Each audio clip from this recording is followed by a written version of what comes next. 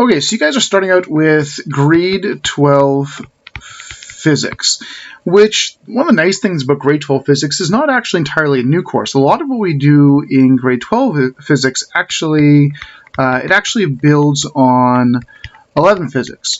So this course is more of a continuation of grade 11 physics than a new course altogether. So that's why it's pretty much impossible to do well in grade 12 physics if you haven't taken grade 11 first, because so much of what we do in grade 11 feeds into grade 12. We just continue on those topics and build on them.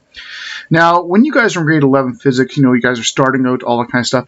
One of the things that, of course, throws people off or scares people, we talked about this at the beginning of grade 11, is the whole math part. The whole math part sort of often, there's often a lot of fear involved for some people in terms of physics and math and that type of stuff.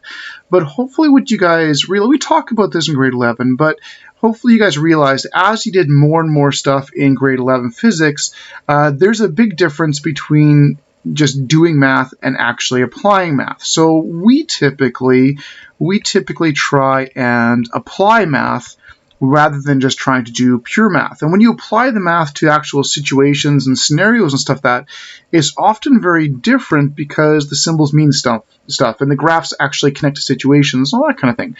So a lot of people actually like the math better because it's not just pure dry math, we're actually connecting it to situations. And in fact, it's often really, really hard to actually do physics when you can't connect it to those situations. So for example, last year, if you guys remember, we did the 4 modes. Let's see if you guys remember that. The first one was the physical conceptual mode. We had the numerical mode, we had the graphical mode, and then we had the symbolic mode. And of course the symbolic one is the one that's often typically the formulas, and that's what most people think of when they think of physics, is all these formulas and equations. But as we're talking about in grade 11, there's the situation, there's the values that you can get from the situation, there's the graphs that then represent the situation, which eventually results in the formula or the symbolic representation. And unless you can connect to all 4, it actually can make things a little more difficult. And if you just focus on the formulas, you just focus on the pure dry math, it actually doesn't usually work very well. You want to be able to connect it to the actual graphs, numbers, and more importantly, connect it to that actual situation so you can actually see how things connect and how one thing will affect something in an actual scenario. So we will build on grade 11 ideas and keep on building on grade 11 ideas, and we will continue to apply the math. You just got to be careful not to just think about just the formulas. Remember to try and connect them to situations and that type of stuff.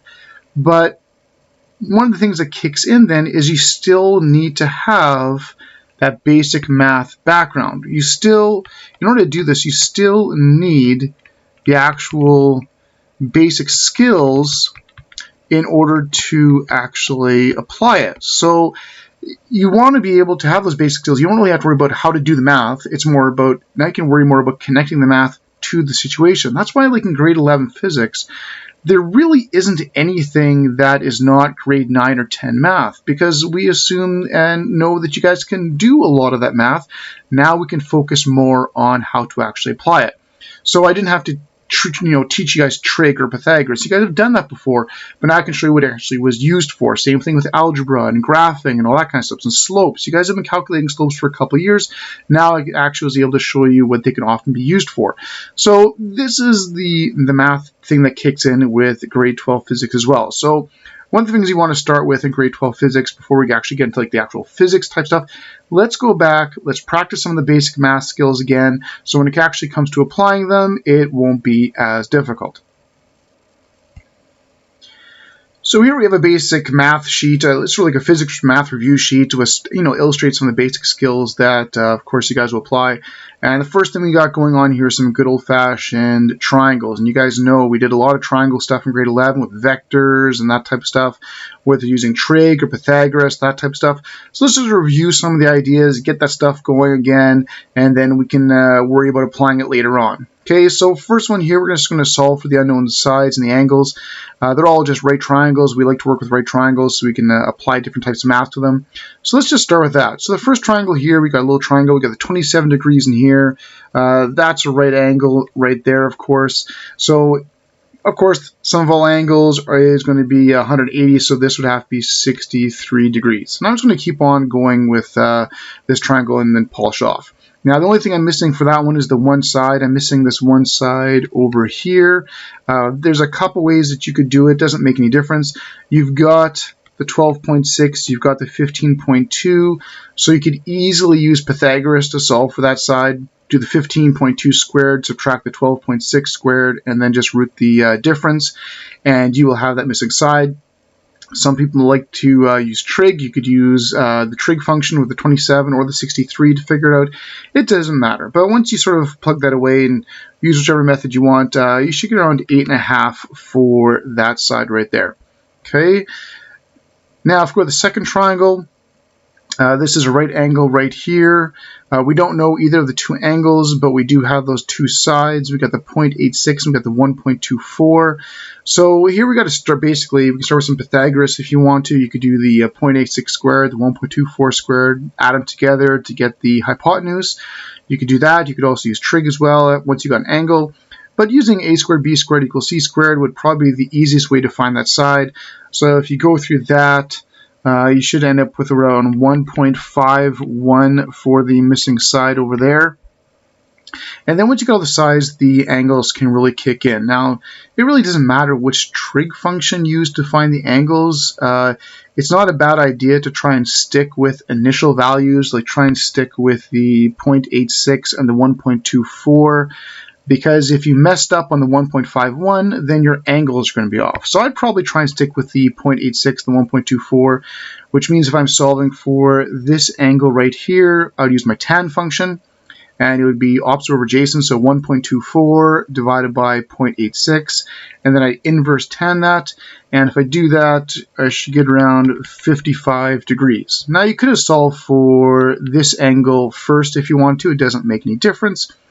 And you could use tan to solve for that one if you wanted to. Or since you know you got the 90 degrees in the bottom left, that one's 55.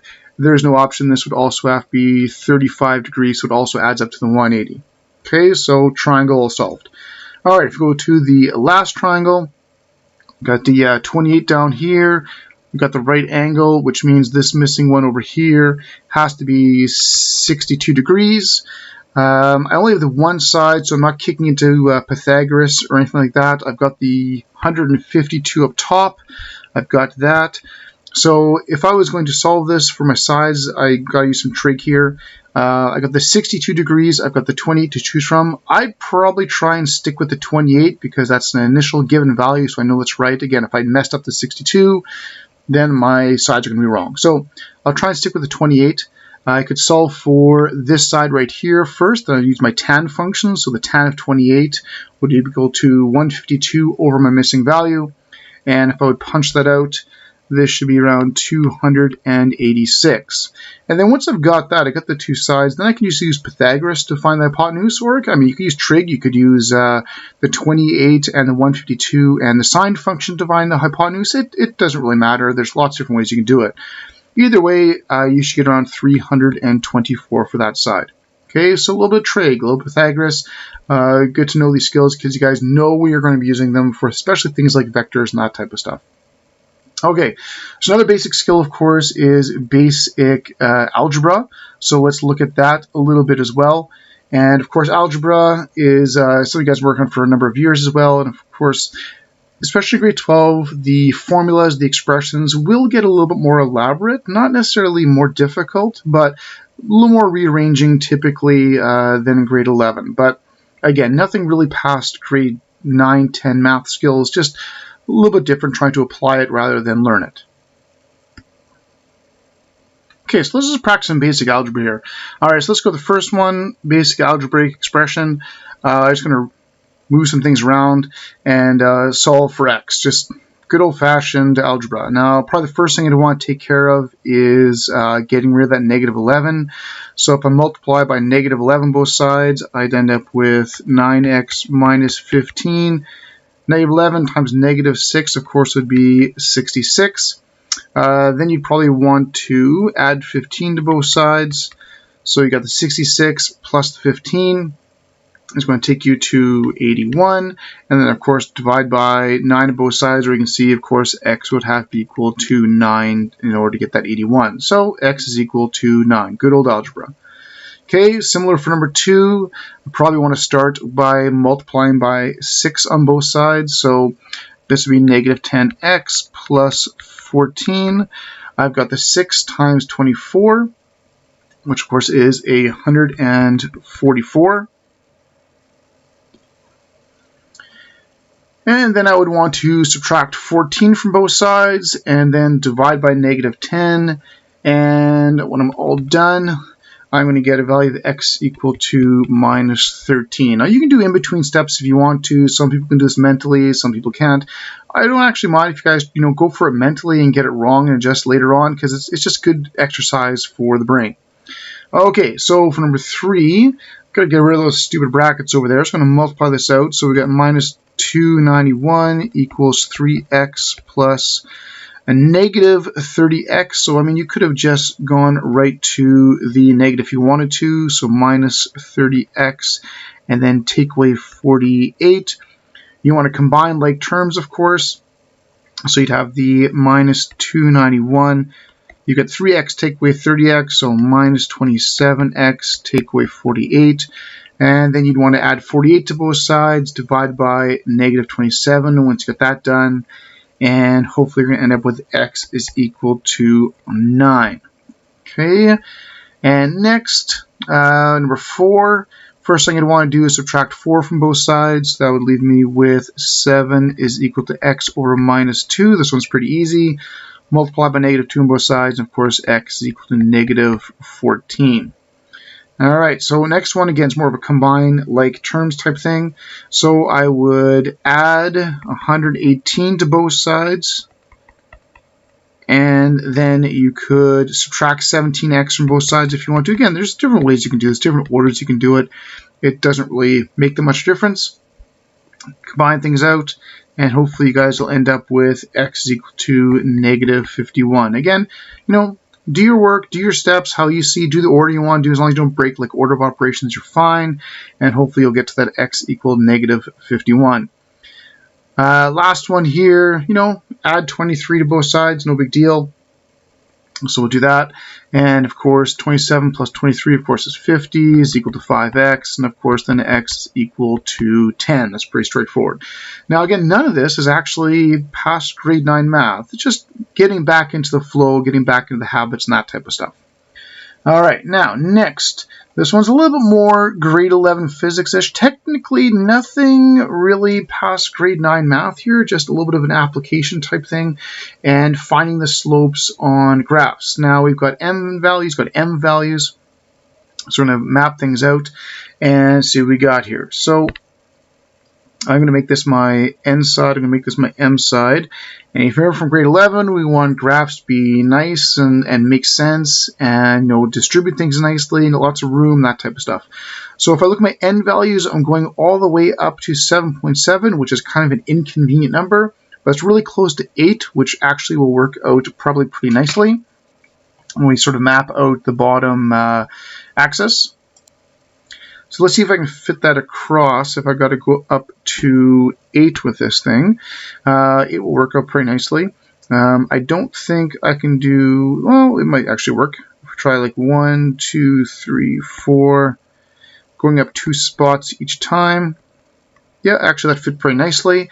And then on my m-axis, I've got a 38, so 40 would be a good nice number to go to. And I can probably go up by 1 each time, maybe even 2 at a time. Let's just see how many blocks we have and see if that's going to work out. Seems like it might be a little much. Let's just try going up by maybe 5 or 10 each time, or maybe 2, and let's see if we can get this to all fit. If I count my boxes, though, I've got 1, 2, 3, 4, 5, 6, 7, 8, 9. It looks around 18 boxes, so going up by 2s won't quite fit, so we'll have to go up by a different value.